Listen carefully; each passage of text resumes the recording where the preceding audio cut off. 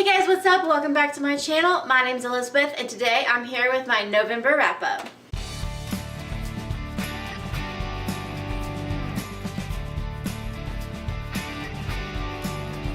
So I had an amazing reading month in November. Like, I don't even know how it happened because November went by so fast.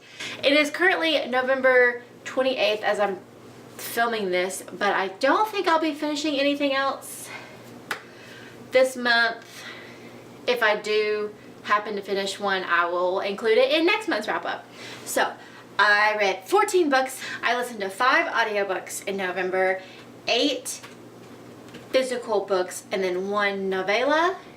And then I will put some stats that I think are pretty cool. I will put them somewhere on the screen for you guys to see. I don't remember what order they were in, so I'm just gonna pick up off my stack and share them. I will start with the audiobooks that I listened to this month. The first one is, I'm not actually sure if it was this month or last month because it may have been, I may have finished it on the last day of October, but I don't know if I included it in my wrap-up or not. So I'm going to include it now, and that is Bird Box by Josh Malerman. This is now one of my all-time favorite books ever. I absolutely love this book. It was so suspenseful. I don't think I've ever had a book make me actually hold my breath and like my nerves were shot because I did not know what was going to happen next. And the audiobook was fantastic. I highly recommend it if you haven't read it. Obviously, I gave it 5 out of 5 stars. The next audiobook that I listened to was A Handful of Ghosts by... oh, I can't remember the author's name. A Head Full of Ghosts. I will put it right here or right here. One of these areas so you can see it. But I really enjoyed this. It was a lot more graphic than I expected it to be, but I really liked how it was told. Basically, it was present day, but she was telling the story of what happened in the past. It was really interesting, and I really enjoyed how it was written, and I loved the psychological, supernatural possession aspect because it was 2 sisters and one of them was possessed and the other one is telling the story of what happened. The ending though, I don't know if the ending improved the book or made it worse. And if you've read this book, you know what I'm talking about. But I gave A Head Full of Ghosts 4.5 out of 5 stars. The last 3 audiobooks that I read were the Grisha trilogy, which was Shadow and Bone, Siege and Storm, and Ruin and Rising by Leigh Bardugo. If you don't know, this is set in the Grisha universe where there are Grisha with powers. Our main character, Alina, does not have powers, at least that she knows of, and it's kind of her figuring out where she fits and things. I actually have a full spoiler-free review on this series coming very soon. Maybe not that soon because it'll be after Bookmas. So late December, early January. So I'm not going to talk about this now because you are getting a full video on it.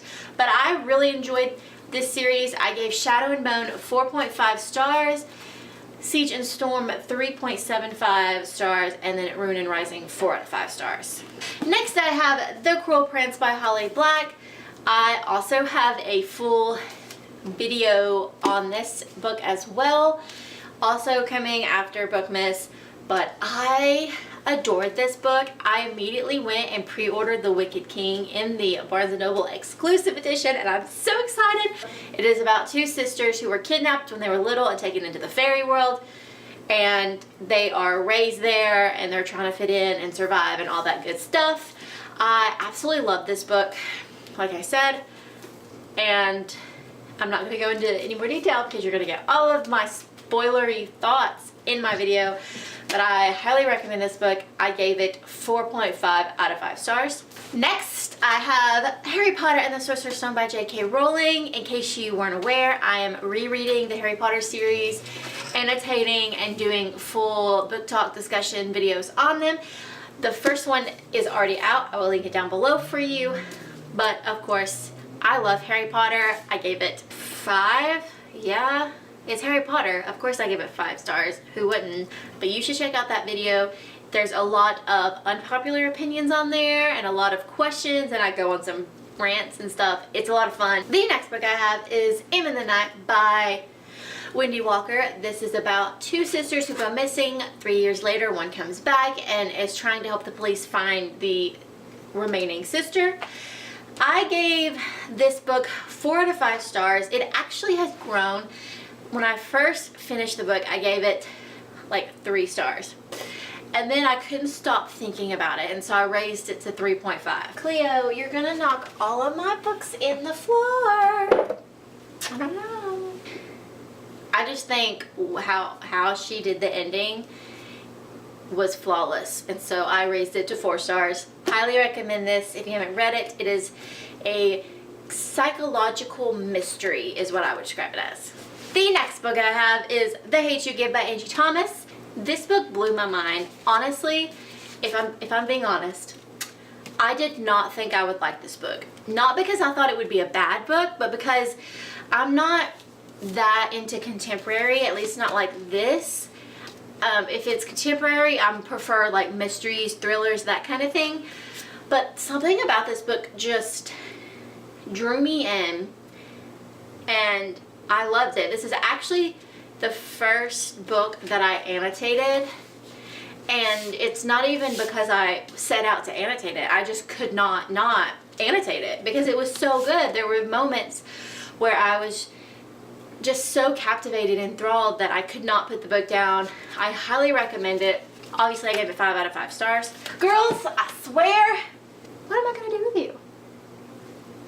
Next is the one novella that I read, and that is The Chronicles of Hawthorne and Average Curse by Rue. I read this in one sitting during a 24-hour readathon that I attempted. I don't know if I succeeded or not.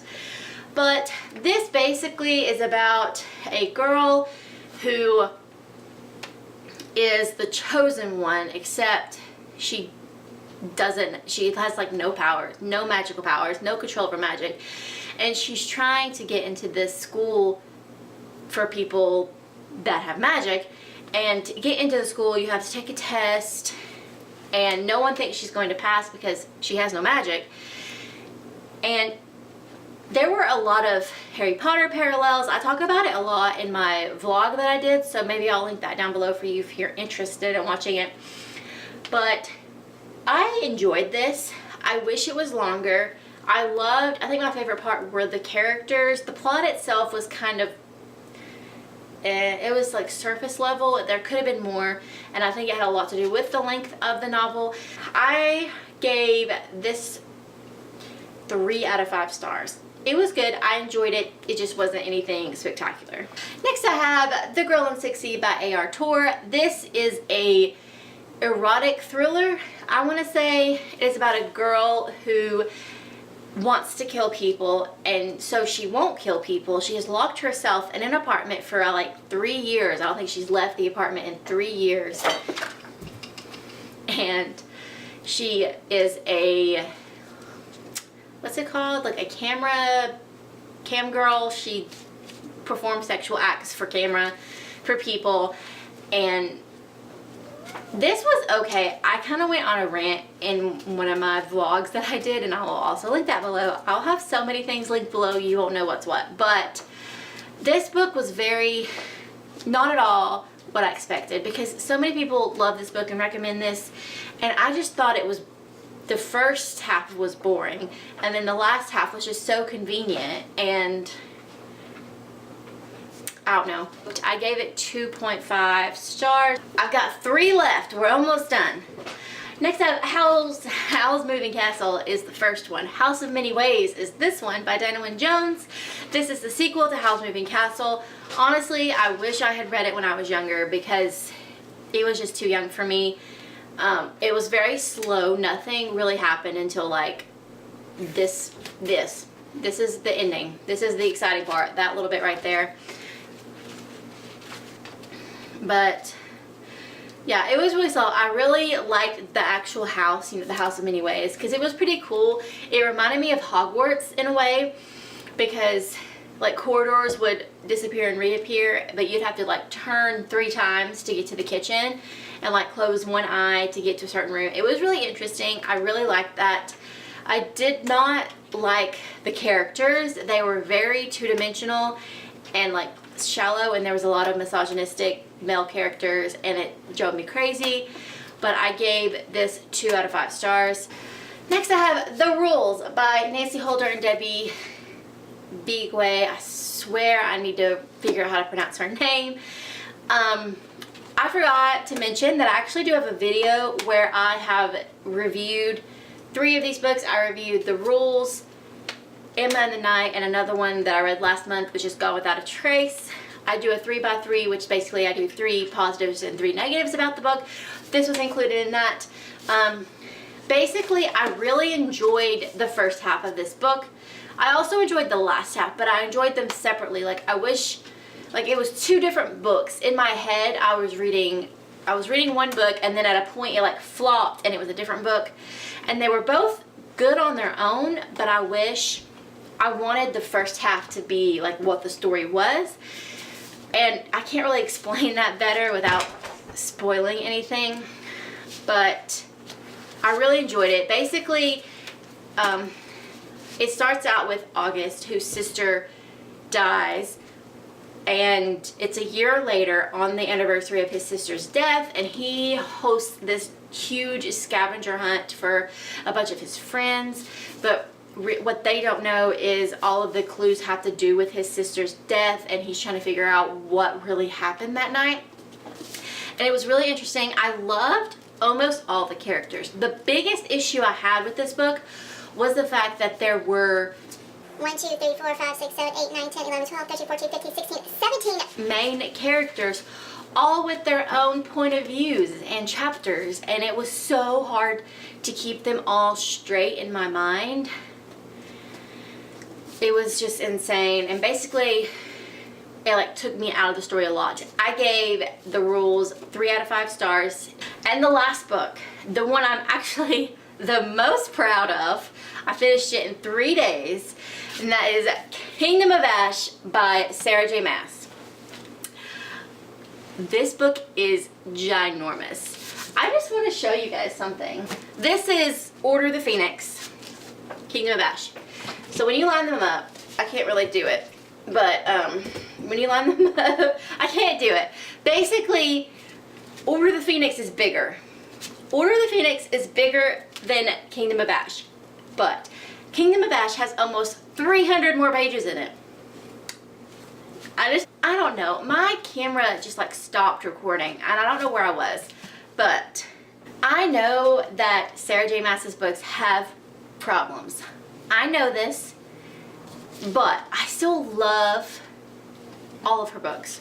I even loved A Court of Frost and Starlight, the novella that everyone else seems to be disappointed in, and it was exactly what I thought it was going to be, and I loved it. So, but I finished this beast of a book in 3 days, and oh my gosh, I cried so hard, and that ending, and so many emotions went through me.